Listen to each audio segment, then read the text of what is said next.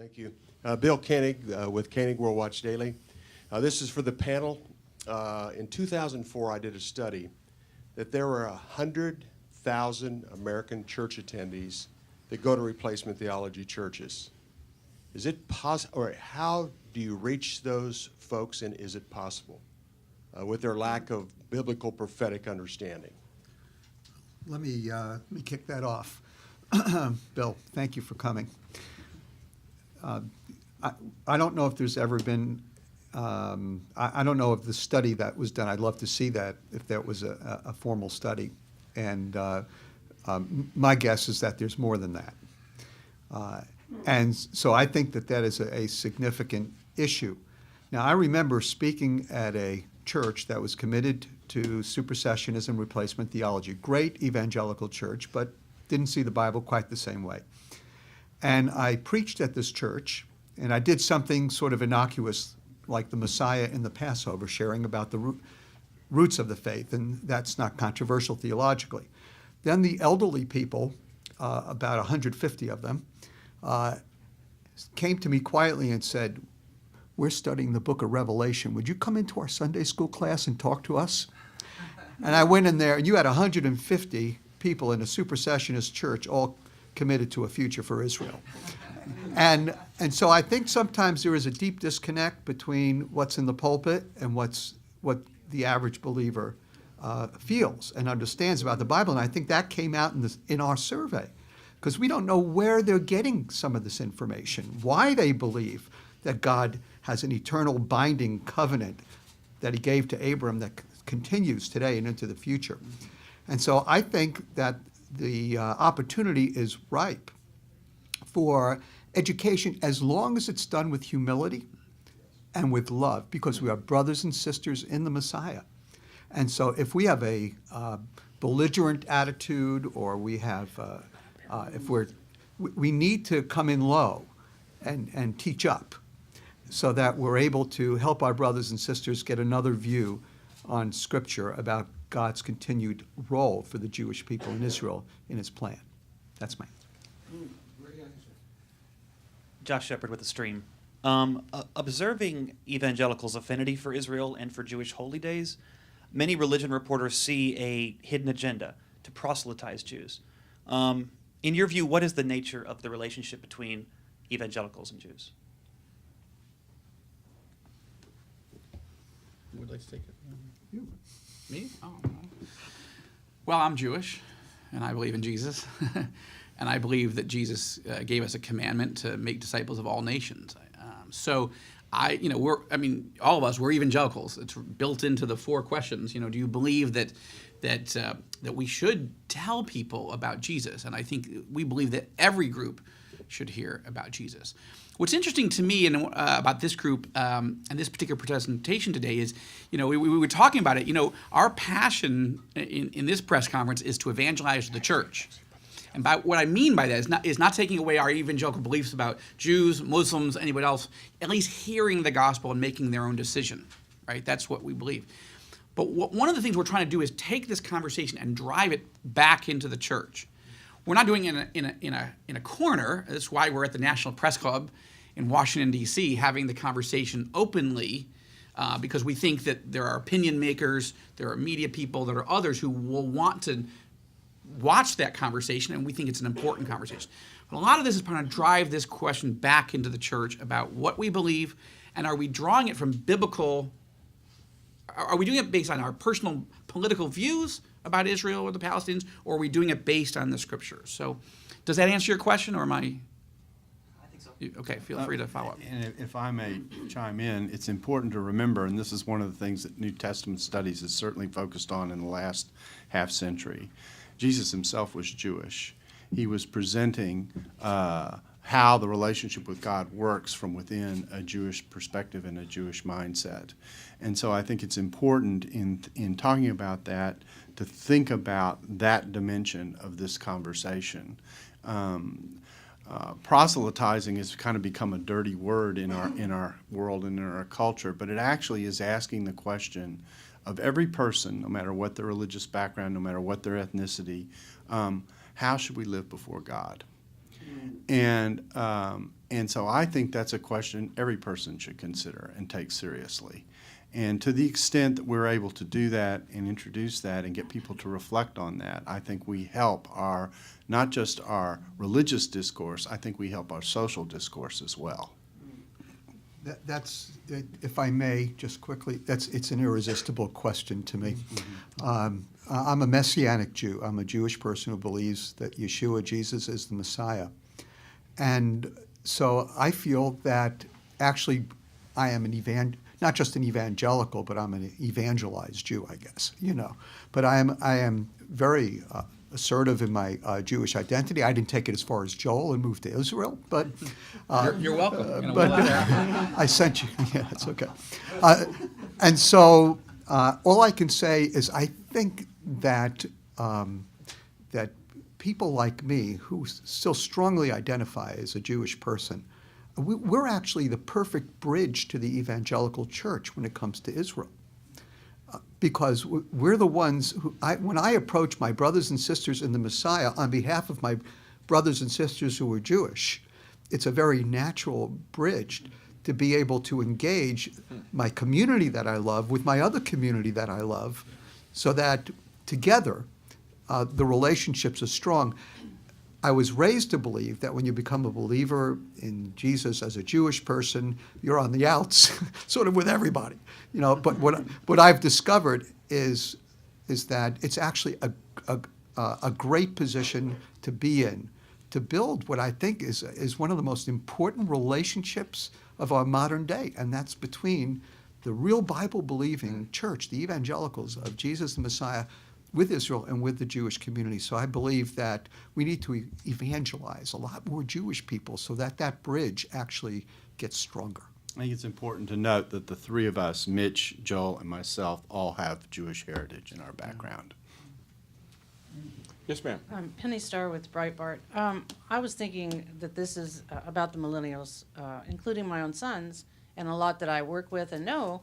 I think that 1948 was a long time ago, and they don't know about that. I think that's really the issue, that if you talk to them and say, what do you know about 1948 and the Balfour Agreement, they're clueless. Do you think, how is that going to change through this program? Well, our hope will be to produce materials and not just books, but videos and that kind of thing, because most millennials don't read, they watch. And so our hope is to produce materials that will acquaint them with that background and history. I actually think, I agree with you entirely. In fact, I think that's one of the reasons why we're seeing the numbers that we see, is that if you look at the lifetime of most millennials and what experiences have driven the Middle East, it's been, the crisis with regard living in an ISIS and post-ISIS world. It's all the stuff that has revolved around countries other than Israel, and most of them, for my generation, I didn't live through the Holocaust, but the shadow of the Holocaust was certainly strong when I was growing up. That shadow is diminishing as well. And so there are lots of factors that are a natural part of my life as a boomer that are certainly not a part of a millennial's life. And so there's just a lot of catching up that needs to be done. And that's part of the rationale for what we're going to do and the kinds of things that we're going to be producing. Yeah, I would add to that. I'm raising 4 millennials, and that's challenging at every level. It has nothing to do with Israel, but Israel's a part of it. But one of the things I think is interesting is, again, it's for Daryl being born not during the Holocaust, but that's the dominant topic as Israel comes to play. I'm born in April 1967, but I missed all the evangelical euphoria about 67 because I was 2 months old. So I came of age. My first trip to Israel was to study at Tel Aviv University. I got there in August of 1987. I had a few months to enjoy it, and then the first Palestinian Intifada erupted. So Gen Xers were much more influenced by years of Israel is now not David, Israel's now Goliath. That's the media perception. And it flipped the whole story for about a decade of who's right and who's wrong in this story. What is going on here, and what should be done, and what should be the church's response. Once you get to 9/11, And going forward, now the issue of radical Islam, suicide bombers, suicide airplane kamikaze attacks, et cetera, et cetera. Now the whole topic is Israel's under attack, as is America. Now suddenly we're allies again, and we've got other issues. So all these things affect. If you were an archaeologist, or you're taking slices of the tell, right? And you're trying to understand what's affecting that group and this group and this group, and there are multiple things. But I think one of the things that the biggest thing to me is you go back to where they're getting their information from. Most would say they're getting their information from the Bible, and they would downplay their pastor or Christian leaders. But the question is, where are they getting their information about the Bible? I don't think it's just I think you actually have to take that a little bit more nuanced understanding.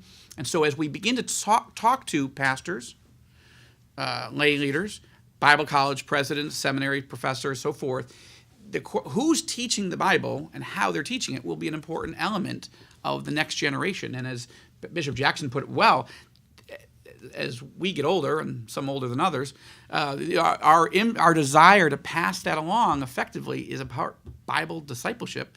And that, of course, is the Great Commission, not just to lead people to Jesus, but to make disciples, teaching them all the things that Jesus commanded, including God's love for Israel and loving our neighbors. As we were talking, I was adding up the number of millennials that our 24, 25 people on the Alliance for the Peace of Jerusalem have influence over. It's in the tens of thousands. And so our goal one of our main goals, one of them is pretty much an older millennial, and has thousands of millennials in his church. And so I think that we're going to that's one of our main goals. And the survey indicates that the millennials are not galvanized against Israel, but rather undecided. And that's a huge difference. That's an educational opportunity. And I think it's fair to say, and I want to underscore it because you asked the question, I went in anecdotally thinking the millennials were turning against. I think that we not true. Thought that, but it is not. I mean, this is a very detailed study with very low margin of error. That is not the case. It could be eventually, but it's not yet, and that tells us something positive. But we got a lot of work ahead of us with millennials. And many of So us, lack of awareness rather than antagonism, based on the survey. Yes. that's right. Yeah. Undecided, unsure. They're hearing an array of voices from an array of angles. They're seeing an array of images. Remember, they watch, they don't read. So, and they're seeing this combination, and they're just asking, kind of, where do we land? So I think the high number of uncertainty is and in fact, our numbers actually show these tensions between their allegiance to Israel, but their uncertainty about what exactly that all means.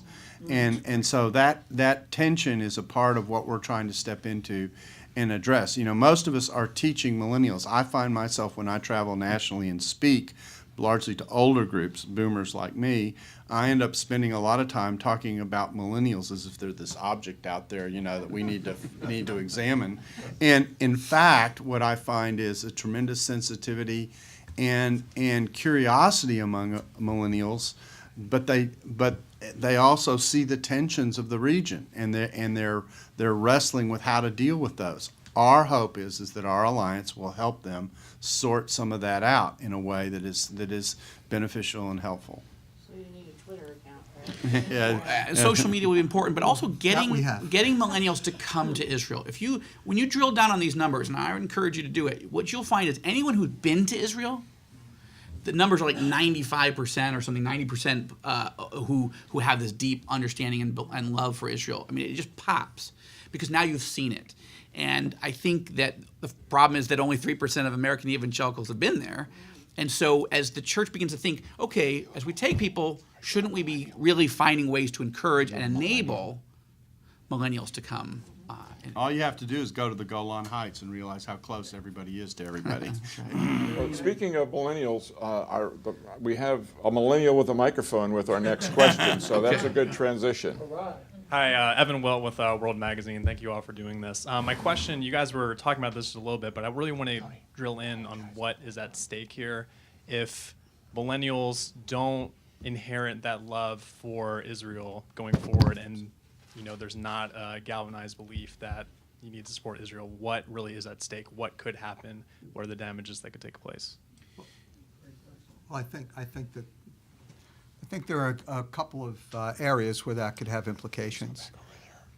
If millennials and their children, who are already in college, if there's a negative view of Israel, it usually spills over into a negative view of the Jewish people, unfortunately.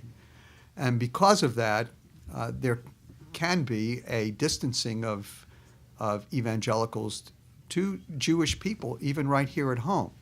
That could lead to a lack of interest in telling Jewish people about the Messiah. That could lead to a lot of bad things. And so I think that that there is the obvious political clout that evangelicals have when it comes to influencing U.S. policy on Israel in many different areas. We would hate to lose that, but I think that would only be one loss, the political influence.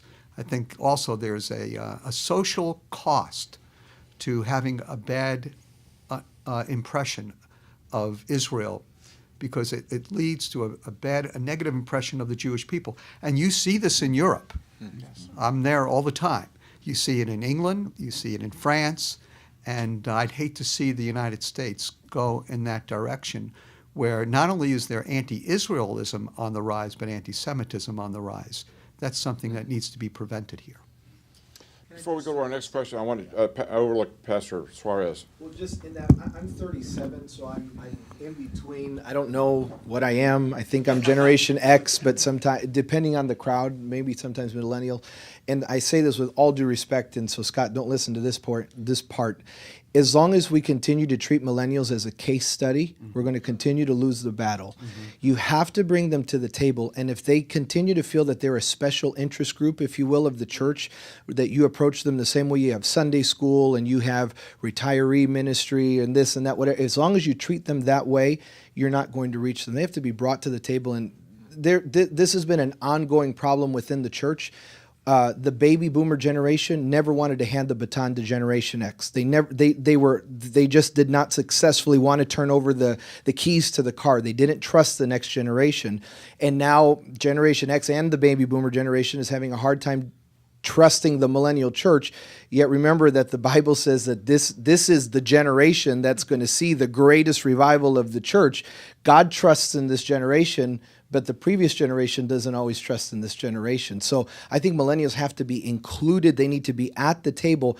They need to, if you're still treating them as an extra group of the church, you are losing the battle. They have to be at the table, and their voice has to be heard on the issue. And then I think you have been given permission to also speak your opinion, your conviction, and influence them to whatever the cause might be. Great point, Tony. And I just add one thought in implications to your question.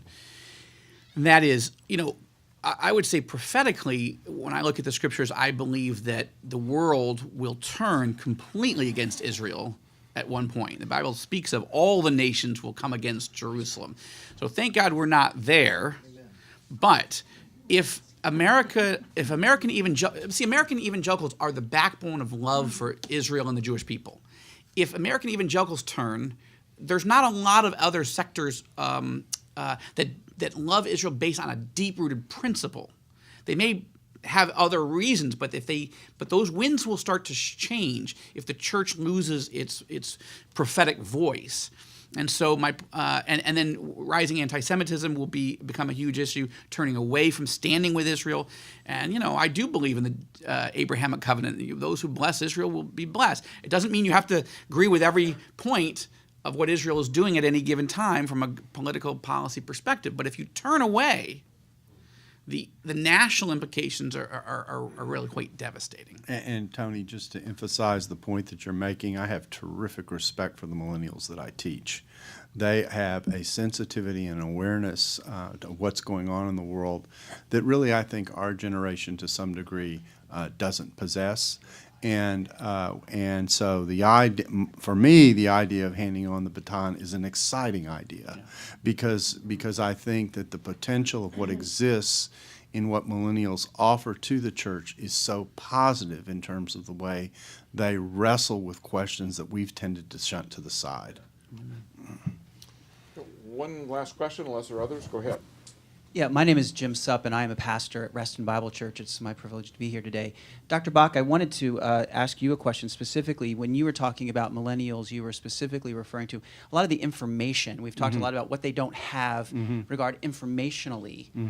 My question really rests more foundationally in the shift in ideology that is occurring in culture that's influencing young millennials. You know, Bishop Jackson talked about started to approach the difference between biblical justice and social justice. And some of the issues of social justice that are kind of coming out of culture are not just affecting information, but the way they're seeing the world. And I didn't know if you could comment on that specifically. This is a press conference unto itself, but let me just try and say it this way. I think that part of what we're wrestling with is the different way in which young people process the information they get access to.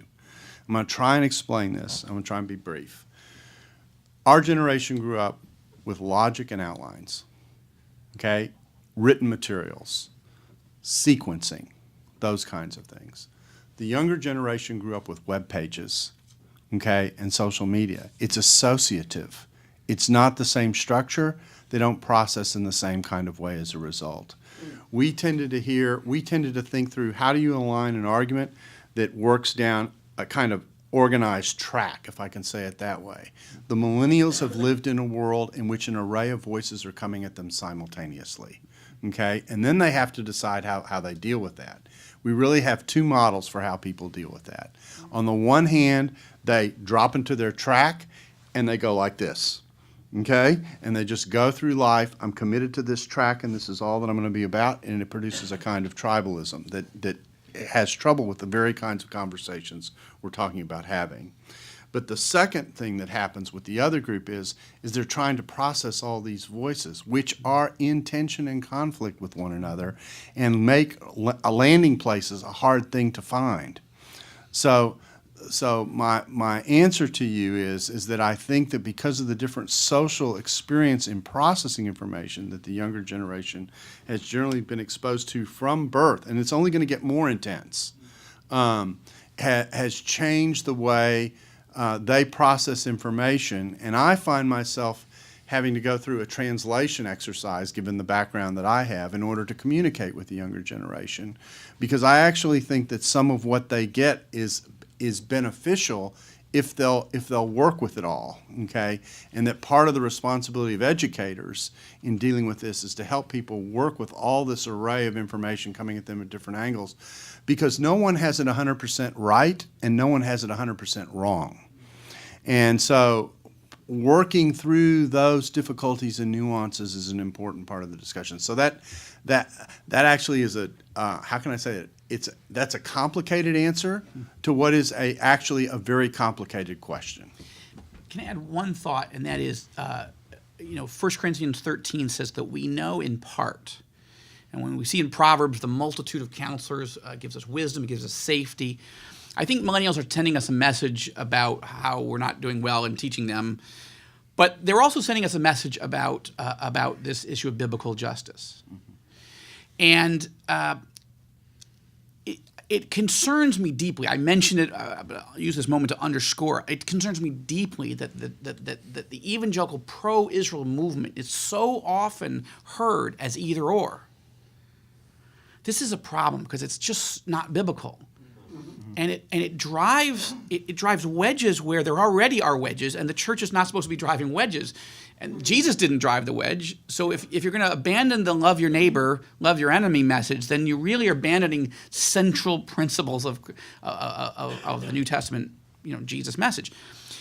For me, a big, so just to give you an example, just in November alone, by God's grace, and but also by a desire and a prayer, Lord, how do I love, as an Israeli now, an Israeli evangelical? That's an interesting discussion.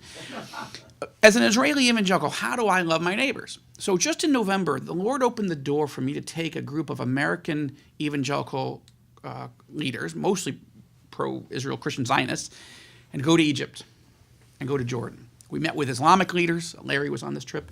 We met with President El-Sisi for 3 hours. We met with the top leadership of the Egyptian Protestant evangelical community. for hours, just listening to them. What are you seeing? What's going on from your perspective? We're not here to tell you things. We want to learn. How can we love you and serve you and pray for you and stand with you? Went to Jordan. Yes, we met with top government officials. We had a working lunch with with King Abdullah. Fascinating for American evangelicals who love Israel to spend time with Arab Muslim leaders, but also with 36 Jordanian Christian leaders. And for me, then I went on to spend time with about 150 Palestinian evangelical leaders and their wives for a retreat, and then to about 300 Israeli, Jewish, and Arab believer pastors and leaders. I'm just saying that it was rare for me, and rare I think for many people, to get a chance in a 2.5 week period to spend time with the leaders of the evangelical movements in Egypt, Jordan, the Palestinian Authority, and Israel. And it just reminded me, we're not all going to get those opportunities, but that heart is something that the millennials are saying, it doesn't sound right in our ears. It doesn't feel right in our heart when you say this and you don't talk about that. When you talk about your love for this side, it just doesn't, they don't know how to articulate that. But the data tells us they believe evangelicals who love Israel need to show more love for the Palestinians and the Arab side. But it also is telling the flip side. There are some, and the replacement theologians tend to have a greater love for Palestinians and Arabs. They've got to develop a love, a compassion. You don't have to agree on everything. My Egyptian evangelical friends and Jordanians, they do not agree with me on many of these issues.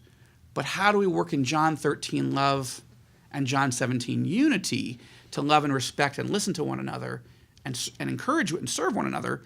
I think the millennials are onto something that we should be listening to. We've got one final question, and when we break up, if there are any other conversations you want to have, our participants, panelists are available to anyone who wants to stay longer. Go ahead. Larry, I wanted to clarify what I meant. There is 100 million people that attend churches. 100,000, I haven't awakened yet, but 100 million American church attendees that go to church that do not understand the biblical significance of the state of Israel. And for the frontline work that we do, the Vatican has already acknowledged Palestine. A lot of their bishops have called for Israel to leave the occupied land. The World Council of Churches has sponsored, major events, the Christ at the Checkpoint, the Sabille Foundation, and other churches. So this is part of the challenge, Joel, is to reach out to some of these folks. A National Council of Churches has been lobbying the White House for a long time, calling on Israel to leave that occupied land. So that gets back to some of the prophetic air where you don't understand that 20% of the Bible is prophetic. And this is part of the challenge that we have from our side. You get Jewish believers and Palestinian believers together. One of the bone of contention that seems to come up is who's right to this land. So, Bill, I wish your 100,000 was right. I had a feeling it was a little low. But I will say this, that there are a lot of critical concerns, and you're all arguing for why the Alliance for the Peace of Jerusalem should exist, for what we would think would be a biblically based, sensitive approach to motivating evangelicals to love Israel and her neighbors, and to put the discussion of replacement theology and supersessionism on the table, because people like to avoid the theological issues and claim that they're ivory tower issues. They're not ivory tower, because if someone believes in supersessionism, that God's covenant with Israel ceases to exist, then I just lost who I am as a Jew. And so that's rather important to me, as it is to a Palestinian believer, their identity. And so these things need to be respectfully talked over. And so one of the things we're also going to do as the Alliance is we're producing a significant statement that will be released at the National Religious Broadcasters meeting at the end of February. And so watch for that one, because that's going to be extremely important, and it will set our agenda for what we think will be at least a decade to come as we work on these issues even the millennials are going to get older, and so we want to take our time to address these things properly. So next phase 2 will be at the NRB in February. Just remember that what takes place in the ivory tower, when it's taught to generation after generation, ends up in the streets. And so it's not as isolated as people think.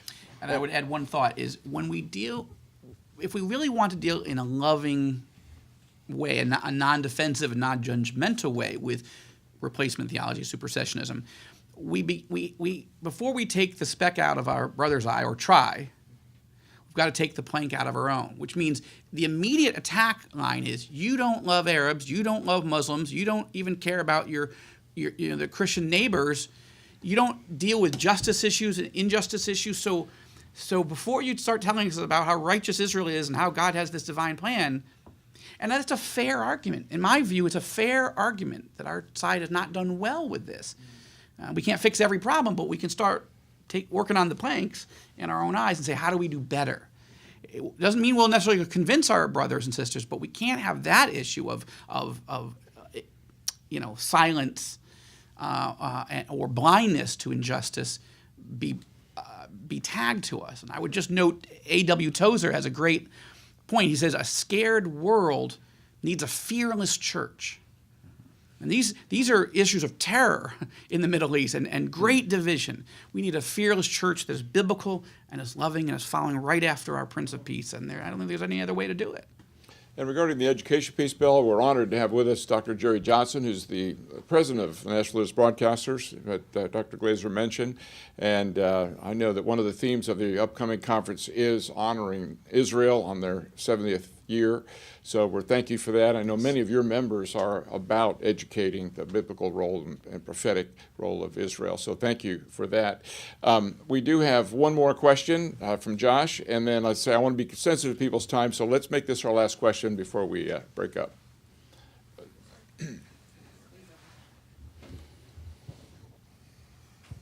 Thanks. Just because it's so timely, reports indicate that the Trump administration will soon announce the embassy move from Tel Aviv to Jerusalem. What would you expect would be the short-term implications of that in Israel? There's no time to be praying for the peace of Jerusalem than this week. And I think this is it's a great question because the Alliance for the Peace of Jerusalem, could it be more timely? These are geopolitical questions, and some of them you'll see reflected in the data as you spend more time on it. You'll see there's a lack of clarity, even confliction among evangelicals about how to. If I believe that Israel has a divine right to be there by God's grace, not because we deserve it, but because God just said He was going to happen, then what's our responsibility? To share the land, to love our neighbors? You'll see that in the data, and I think no time like the present to be encouraging the church to be praying for the peace of Jerusalem. We wish we asked that question in the survey. If we would have known what day the press conference was and the day when this would be announced. So that would have, Joel was able to predict a number of things, but we didn't make it on this one. one. We aren't that good. But if you study through the survey, you'll see that there are indications about what evangelicals believe about this. They are all for security for Israel. They're all for the land being in Jewish hands, and they're all for Israel sharing the land. And they want peace. The questions of when and how, those are big questions. And they've confounded the foreign ministers and the presidents and the kings and prime ministers. So it's not surprising that the church doesn't have exact, how do I take that biblical principle and apply it in a conflict that's 4,000 years old. So, but this is exactly why the alliance exists. Yeah, well, our hope is that we'll help people to think through the layers of what a question like that actually involves and to wrestle with how those layers actually play out.